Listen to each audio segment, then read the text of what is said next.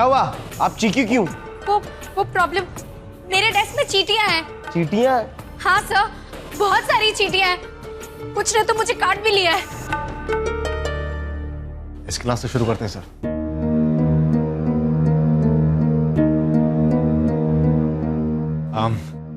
Sir आप शुरू कीजिए। ओके।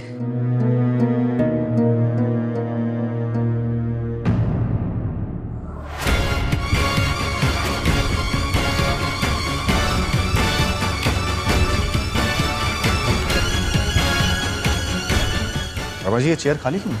कोई स्टूडेंट एब्सेंट है क्या? नो त्रिपाठी जी, इस सीट पे बैठी हुई स्टूडेंट वहां बैठ के अपना एग्जाम लिख रही है।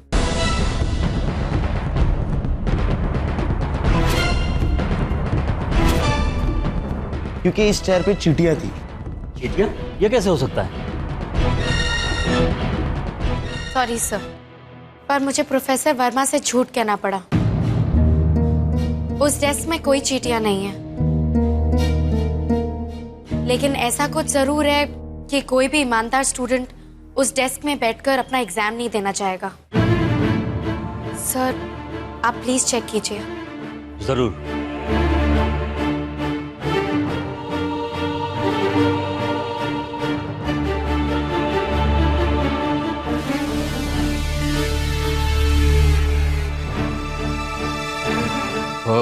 ये कॉपी करने के लिए चिट्स हैं सर। सर शायद कोई मुझे झूठे चीटिंग के इल्जाम में पकड़वाना चाहता था।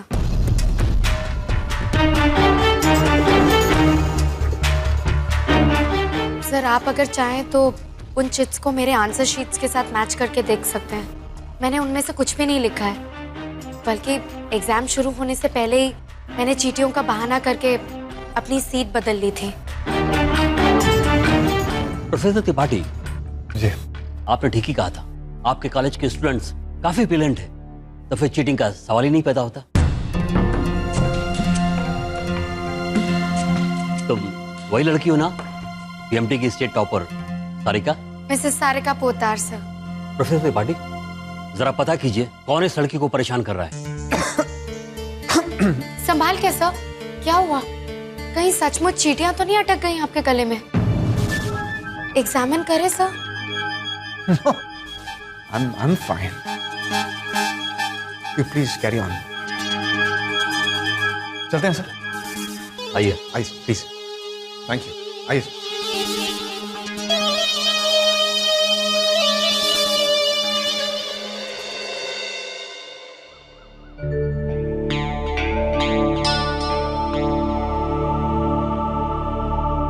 तारी माँ की तबीयत अब कैसी है? जी वहीं से आ रही हो ना? हाँ, वो अब ठीक है। जाते वक्त मैं आपको बता नहीं पाई क्योंकि माँ का सुबह अचानक से फोन आ गया। उनका बीपी हाई था। बीपी? जी।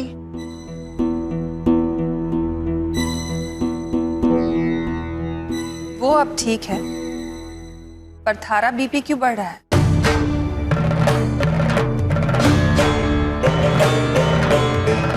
नहीं, मैं तो बिल्कुल ठीक हूँ। वो कुछ काम है तो मैं करती हूँ ना। अरे तू सच्चे मन से आरती में शामिल हो जाए, यही काफी होगा। हाँ हाँ, तभी तो मैं भागते हुए सबसे पहले पहुंची हूँ पूजा के लिए। वैसे देवरानी जी नहीं लौटी ना कॉलेज से अभी? सारिका रसोई में पूजा की तैयारियां कर रही है।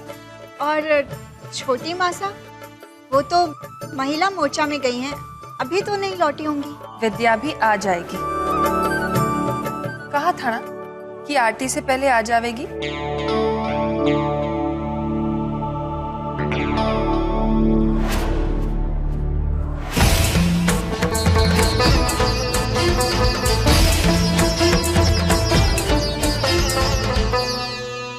उन्हें पानी पूरी खिलाकर आ रही है।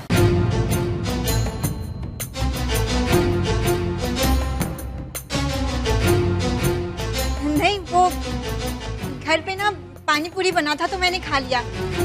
खाते वक्त लग गया होगा।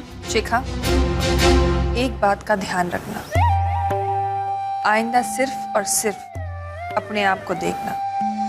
इस घर की बाकी औरतें किस वक्त घर से बाहर जावे हैं और किस वक्त लौटे हैं, ये देखने की जिम्मेदारी मासा और म्हारी है।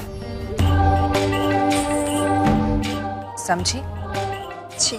जाकर मुंह हाथ धो लो और कपड़े भी बदल दो। जी।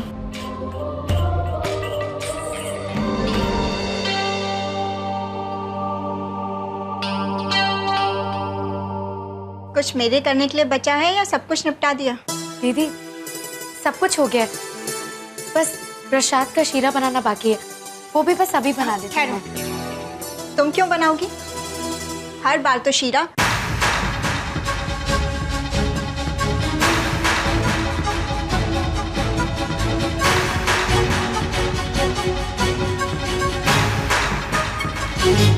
जब से कॉलेज से आई हूँ बस रसोई के काम में लगी है, और मैं भी थारे से पूछना भूल ही गई, आज थारी परीक्षा कैसी गई? मासा, आज का पेपर तो कल से भी ज्यादा अच्छा हुआ। होगा कैसे नहीं, नवरात्रि जो चल रही है, माता रानी की कृपा है थारे पे।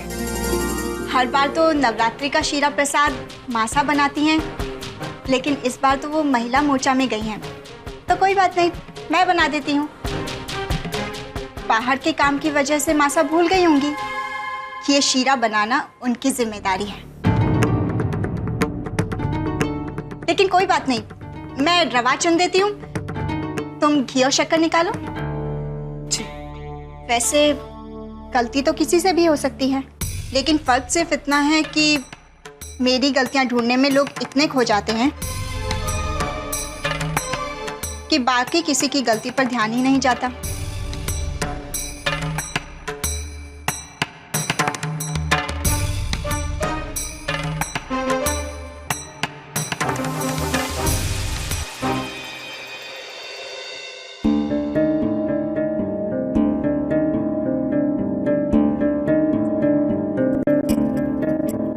संतोष, आरती का दिया जल चुका है, किसका इंतजार हो रहा है? आरती शुरू करो। आज की पंचम आरती तो छोटी मासा करती हैं, थोड़ा और इंतजार कर लेते हैं। मासा, मैं छोटी माँ को फोन करती हूँ, वो शायद रास्ते में ही होंगी।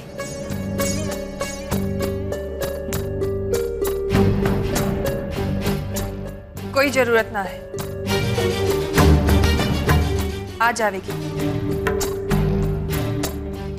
देवी माँ का जोत जल चुका है, आरती में और विलंब नहीं होना चाहिए। हम आरती शुरू करते हैं।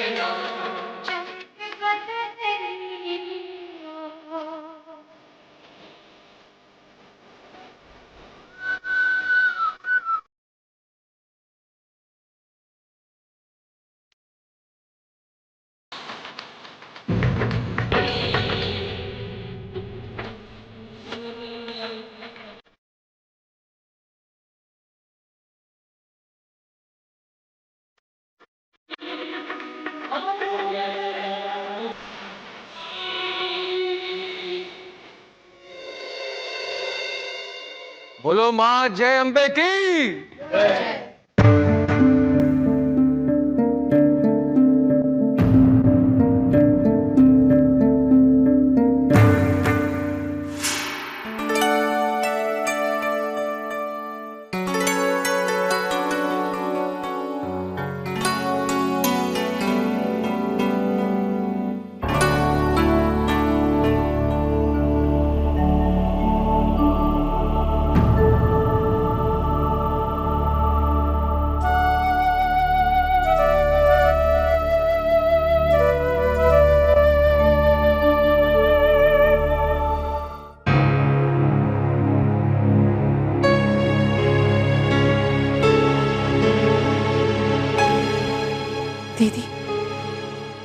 दीदी मारे को माफ कर दीजिए। मैं जानती हूँ कि आप मुझसे नाराज हैं। दीदी, आज जो केस मैं सुलझाने गई थी उसमें मैं कुछ इस तरह फंसी कि समय पर आरती के लिए ना लौट पाई।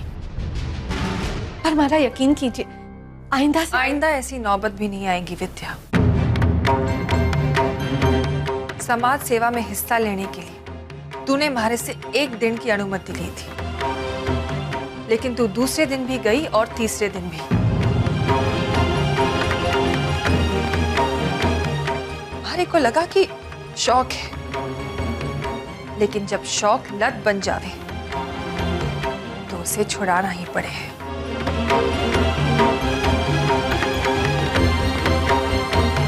इसलिए कल से तुम महिला मोर्चा में नहीं जाओगी।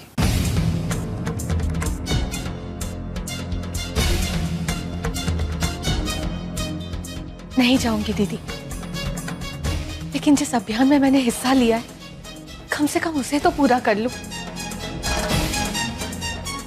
दीदी, इस अभियान की सारी प्लानिंग मैंने की है।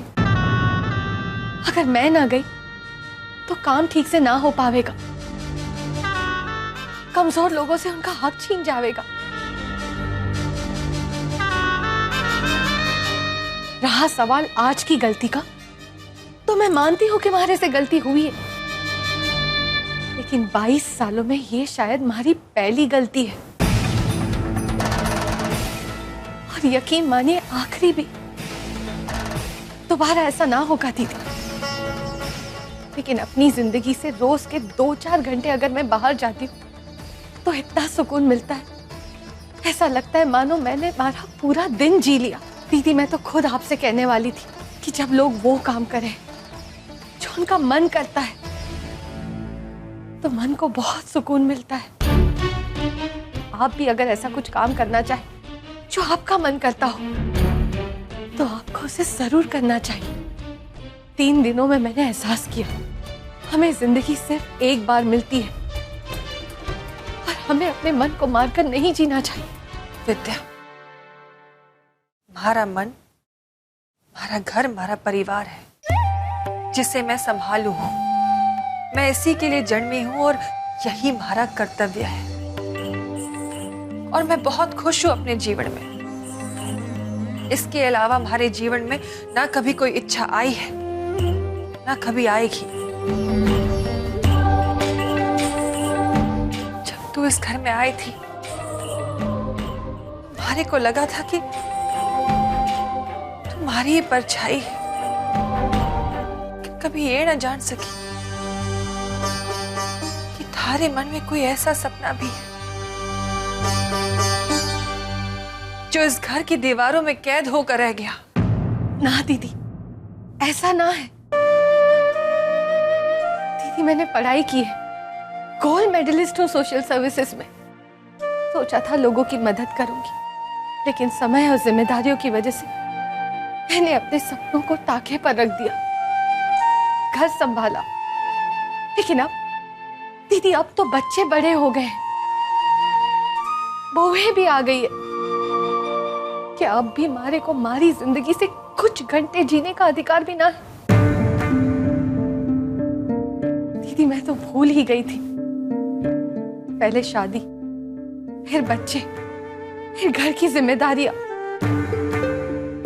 लेकिन आपकी वजह से, आपकी अनुमति की वजह से मैंने अपने सपने को पूरा किया। दीदी, आज तक कभी मिठाई में शक्कर ऊंची नीची ना हुई है, क्योंकि आपका भरोसा था मुझ पर। आज भी कीजिए दीदी, मैं भी सारिका की तरह घर और बाहर का काम बैलेंस कर सकती हूँ। बस आपसे एक विनती है, हमारी इस गलती को हमारी पहली और आखिरी गलती समझकर माफ कर दीजिए।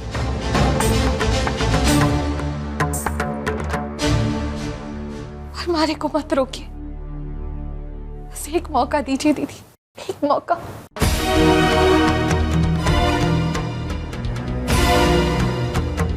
और वो शर्त ये है कि तुम कॉलेज सिर्फ 3 महीनों के लिए जाओगे। मैं कभी भी आपको शर्मिंदा होने का मौका नहीं दूंगी। दीदी मैं भी सारिका की तरह घर और बाहर का काम बैलेंस कर सकती हूँ।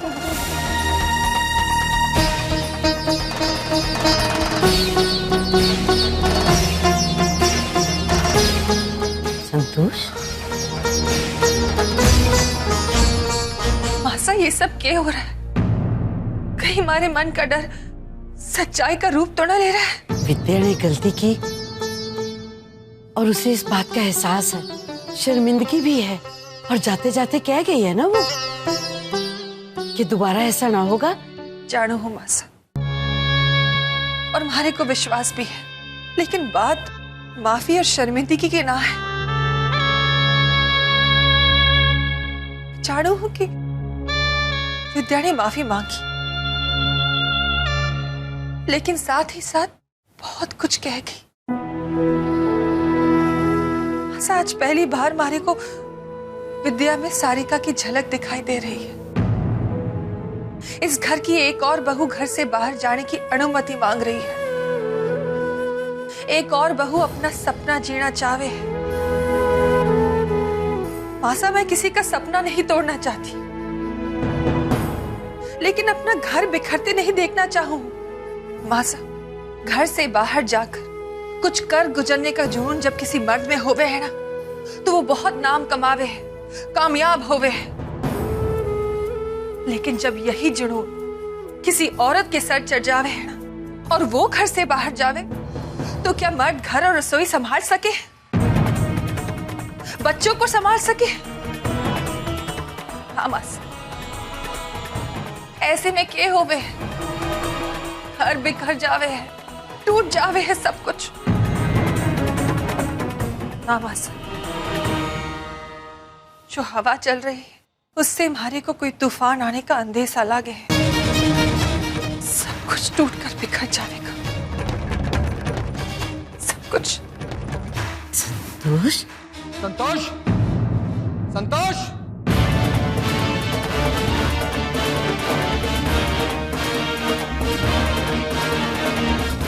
हाँ,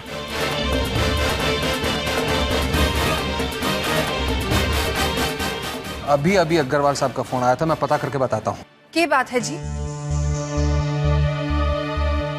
पिछले 5 मिनट में ये 5वां फोन था। सबसे पहले मारवाड़ी समाज के प्रमुख अग्रवाल जी का, उसके बाद सबका। ये ऐसा क्यों हो गया? अरे साफ साफ बताओ, हुआ क्या है? आज अग्रवाल साहब के भांजे को दिन दहाड़े उसके घर पे उसका चेहरा काले रंग से पोता गया, फिर खूब पीटा गया, और यही ना, उसको गधे पर बैठा के पूरा मोहल्ला घुमाया गया। और जानते किसने किया? महिला मंडल ने। आज महिला मंडल का मोर्चा गया था वहां पे, जिसकी प्रधान थी विद्या पोदार।